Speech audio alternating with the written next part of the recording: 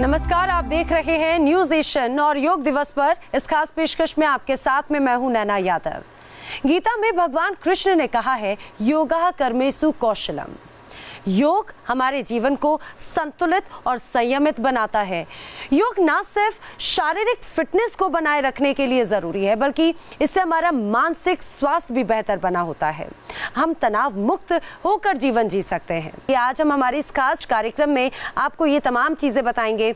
हमारे साथ में योग एक्सपर्ट विजय वेदांत जी मौजूद हैं। वेदांत जी, बहुत स्वागत है आपका। साथ ही साथ इसके अलावा हमारे साथ में योगा एक्सपर्ट इंस्ट्रक्टर मानवी, शिवी, दीक्षा और आकांक्षा भी मौजूद हैं और जो हमें बताएंगी योग के खास गुण। वेदांत जी, जिस तरह से हम बात करते हैं कि हमारा जो जीवन है वो हम इतने ज्यादा हेक्टिक लाइफ में है, हर कोई बहुत बिजी है, लेकिन इस बिजी शेड्यूल में आखिर कैसे कम समय में खुद को फिट और खुद को निरोग रखा जा सकता है? चलिए, तो अब सभी योग शिक्षक खड़े हो जाएं। ताड़ासन से शुरुआत करेंगे। ताड़ासन में श्वास को भरते हैं, बॉडी को पूरा ऊपर की तरफ तानते हैं और थोड़ी देर होल्ड करते हैं पोस्चर को। और इस टाइम पे आंखों को सामने के किसी एक बिंदु पर फिक्स रखते हैं। जितनी आपकी आंखें स्थिर रहेंगी उतना ही आपका संतुलित आसन होगा। धीरे धीरे श्वास छोड़ते हुए अपनी नॉर्मल पोजीशन में वापस आ जाएंगे। आचार्य जी, ये कितने समय तक आपको इसी पोजीशन में होल्ड करना होता है? आसन को 10 से 15 सेकंड तक होल्ड किया जा सकता है और लंबा होल्ड किया जाए तो बेहतर है। और इस आसन में किसी तरीके का रिस्ट्रिक्शन नहीं है, सभी लोग इस आसन को कर सकते हैं। ये आसन बच्चों को पहली बात लंबाई बढ़ाने में मदद करता है। दूसरा, चूंकि इसमें स्पाइन की मसल्स यूज हो रही हैं, तो ये मसल स्ट्रेंथनिंग पोज है। धीरे धीरे वापस आ जाएंगे श्वास छोड़ते हुए। जी, अब हम अगला आसन करते हैं। तो अगर मैं चाहूंगी कि अगर आप आइए प्लीज और एक बार ये आसन करके देखिए, एंजॉय कीजिए इस आसन को कि कैसा ये इफेक्ट बॉडी और माइंड पर देता है। मुझे थोड़ा इंस्ट्रक्ट करती जाना कि मुझे क्या करना है, क्या पोजीशन सही है, हैंड मूवमेंट्स कैसे होने चाहिए, पैरों को नजदीक रखना है। Okay, then stretch your whole body and lift up. एक पॉइंट पर अपनी नजर रखिए ताकि आपका बैलेंस बने। एल्बोज स्ट्रेट, आपके कानों के साथ जाएंगे। Okay, yes, try to hold, breathe out. Relax. बहुत अच्छे। तो आपने महसूस किया होगा कि इसको करने से कंसंट्रेशन और प्रेजेंस ऑफ माइंड, अपने आप अवेयरनेस बढ़ जाता है। होती है। कोई एक अगर हम बिंदु पर अगर ध्यान केंद्रित करते हैं तो वो हमारे ध्यान को भी शायद बढ़ाता है। बिल्कुल, हमारे मन में जो इधर उधर का बिखराव है वो बिखराव हट जाता है। जी, यानी कि ये कहा जा सकता है ये प्रॉब्लम आज के समय में बहुत कॉमन है। तो ये तो एक आसन हो गया। अब दूसरा आसन आप क्या बताने? तो हम बताते हैं तिर्यक ताड़ासन, कि शरीर को साइड में कैसे बेंड करते हैं और उसका हमारे टमी पर, एब्डोमेन पर, लोअर बैक पर कितना पॉजिटिव इफेक्ट है। तो चलिए करते हैं। इसमें हम पैरों को 1 से 1.5 फीट के गैप पर ले जाते हैं जी, और उसके बाद अपनी बॉडी को अपर स्ट्रेच लेते हैं और फिर साइड में ब्रीद आउट करते हुए बेंड करते हैं। पैरों में गैप।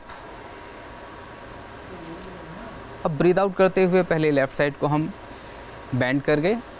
इसमें ध्यान रखेंगे जिनको लोअर बैक में बहुत ज़्यादा डिसऑर्डर्स हैं उनको ये आसन थोड़ा संभल के करना है। हो सके तो अंडर गाइडेंस करें, किसी एक्सपर्ट से एडवाइस लें। फिर ब्रीद इन करते हुए वापस आएंगे ताड़ासन की अवस्था में और फिर दूसरी साइड, राइट साइड को बेंड कर जाएंगे। अब आप देखेंगे कि साइड में बॉडी स्ट्रेच हो रही है, तो जो साइड का फैट है, एब्डोमेन फैट है, वो सारा इससे बर्न होता है जी। और स्पाइन की स्ट्रेचिंग इंप्रूव होती है, क्योंकि स्पाइन एकमात्र ऐसा बोन स्ट्रक्चर है हमारी बॉडी का जो अपर स्ट्रेच भी ले सकता है, बैकवर्ड फॉरवर्ड बेंड भी ले सकता है, ट्विस्ट भी ले सकता है। तो तिर्यक ताड़ासन ये हो गया गुरुजी। अब हम जो अगले जो आसन है उनकी तरफ बढ़ते हैं गुरुजी। जी, अब हम करेंगे कटी चक्रासन। कटी का अर्थ होता है कमर और चक्र का अर्थ होता है ट्विस्ट। एक बार हाथों को फैलाएंगे, पैरों में गैप रहेगा 1 से 1.5 फीट का, और ब्रीद आउट करते हुए पहले लेफ्ट साइड को ट्विस्ट करेंगे और अपनी राइट हील को देखने की कोशिश करेंगे। इस आसन में भी बहुत सावधानी रखने की आवश्यकता नहीं, क्योंकि बहुत सरल अभ्यास है। इसमें ऐसा कुछ नहीं है कि कोई रोगी नहीं कर सकता है। सभी, बुजुर्ग हो, युवा हो, बच्चे हों, स्त्री हो, बस प्रेगनेंसी के टाइम पे इस आसन को नहीं किया जाता है जी। अब फिर से सांस भरेंगे, वापस आएंगे और दूसरी साइड से करेंगे। चलिए, तो ये 10 मिनट में ये हमारी तीसरी एक्सरसाइज होगी। अब चौथा आसन कौन सा होगा? तो अब हमारा चौथा आसन रहेगा बैकवर्ड फॉरवर्ड बेंडिंग का, जिसको हम कहते हैं हस्त उत्थान आसन जी, और पाद हस्तासन जी। तो हस्त उत्थान आसन में दोनों पैर पास पास रहते हैं। इस आसन को बहुत सावधानी से करना है। Breathe in, backward bending. ये हस्त उत्थान है, हाथों को उठाने वाला।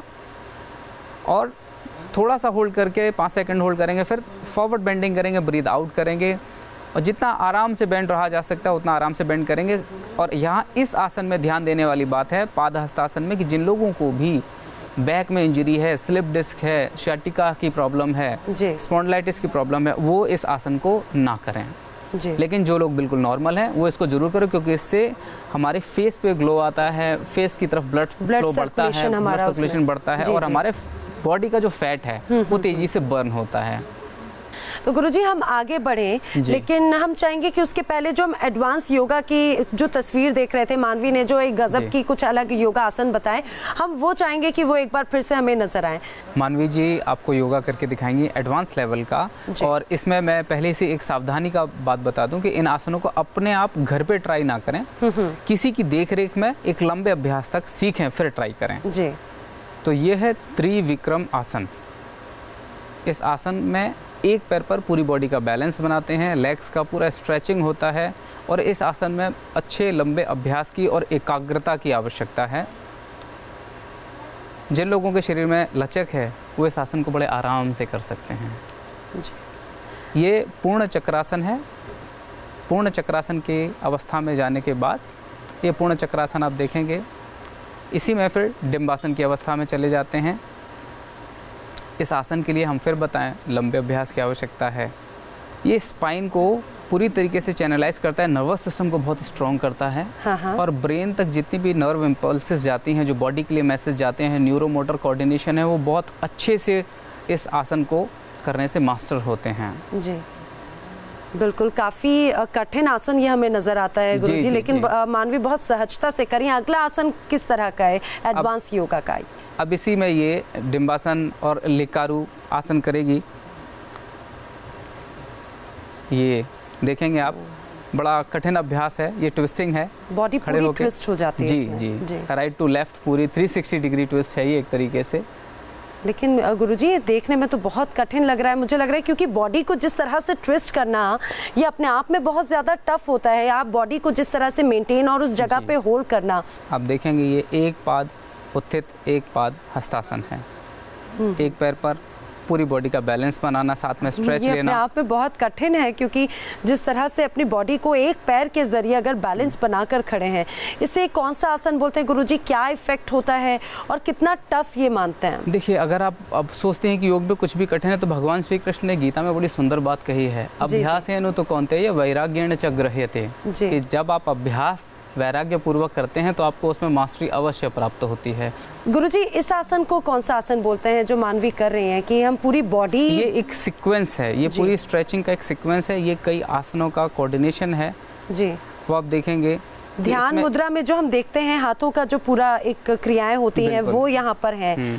तो ये दीपक आसन के लिए जाते हैं, उससे पहले का ये सीक्वेंस है। अच्छा। ये वृश्चिक आसन है, ये बहुत ही बेनिफिशियल पोस्चर है और मोस्ट पावरफुल आसनों में ये काउंट होता है। अब आप समझ सकते हैं कि शरीर को कंट्रोल करने वाला है माइंड। जिसने अपने माइंड को कंट्रोल कर लिया वो योगी है, और फिर बॉडी माइंड को फॉलो करती है।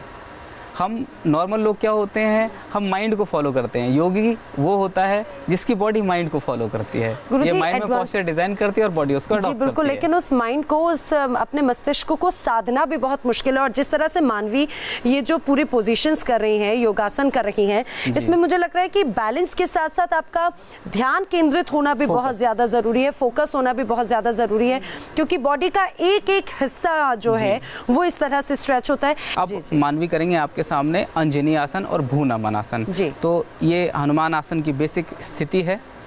हाथों को ऊपर उठाएंगे और पूरी बॉडी को स्ट्रेच करके पीछे ले जाएंगे। आप देखेंगे कि इस आसन में स्पाइन की फ्लेक्सिबिलिटी कितनी मैटर करती है जी। और इस आसन में पेट पे बिल्कुल फैट नहीं बचने वाला है। जो भी इस आसन को कर लेगा उसका पेट बिल्कुल फ्लैट रहेगा।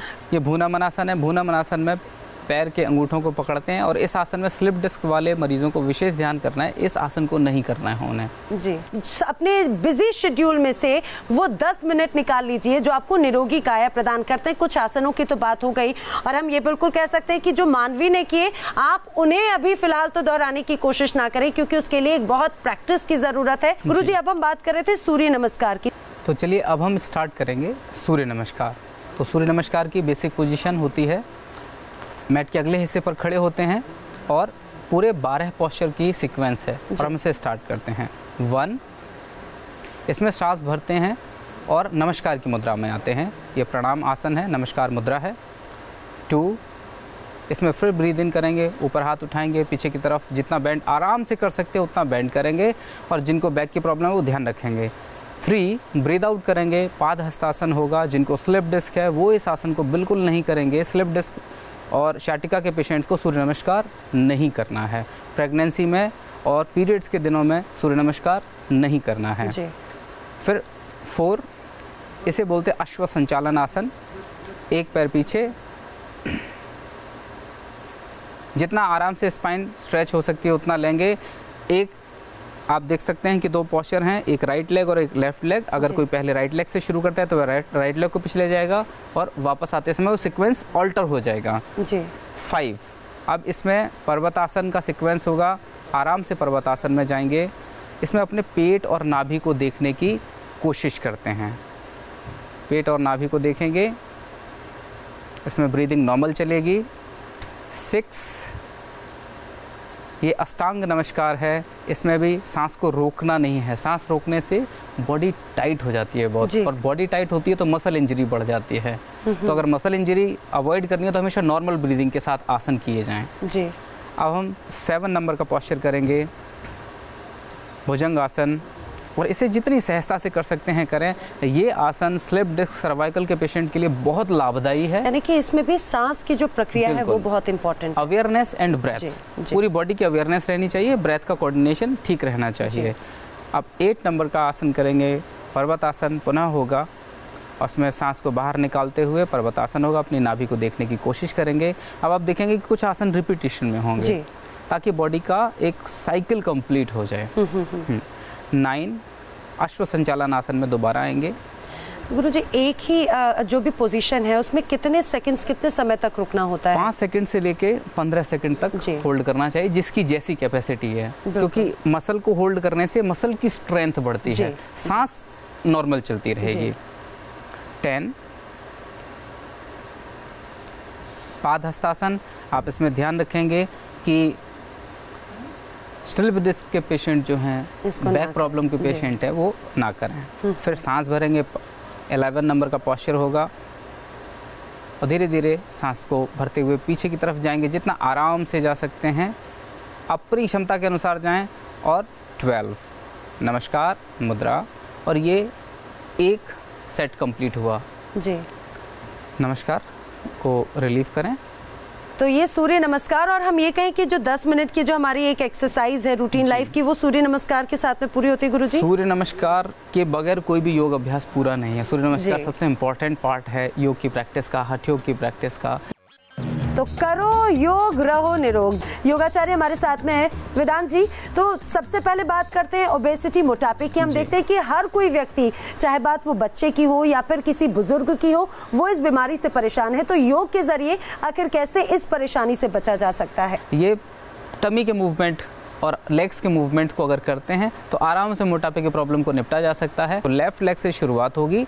लेफ्ट लेग को उठाएंगे, 3 से 5 बार आराम से साइकिल घुमाएंगे, आराम से सांस के साथ घुमाएंगे। जितना बड़ा सर्किल बना सकते हैं आराम से उतना बड़ा सर्किल बनाएं।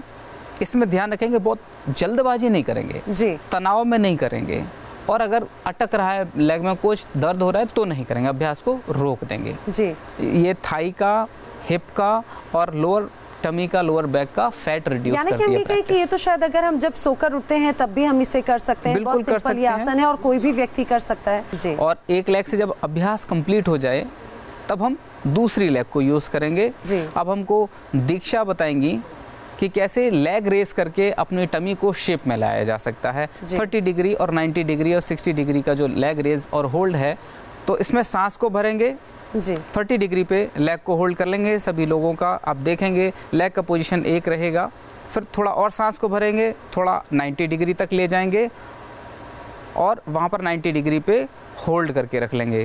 फिर सांस छोड़ते हुए धीरे धीरे लेग को नीचे लाते हैं।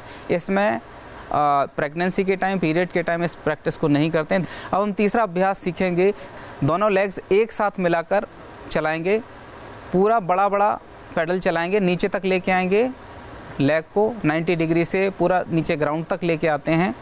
अब हलासन में आपको पता है कैसे पैर पीछे ले जाते हैं और अब तेज़ी से आगे लेकर आएंगे पश्चिमोत्तानासन में। इस अभ्यास में सरलता बहुत है।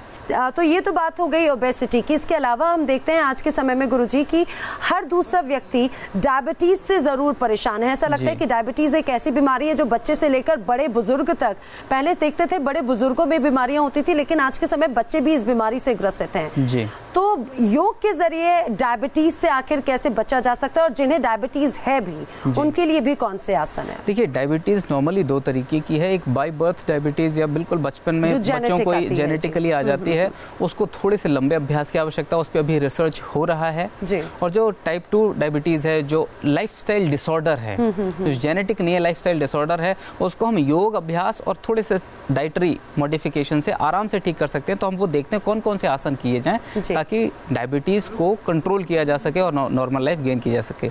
वज्रासन में सबसे पहले बैठेंगे।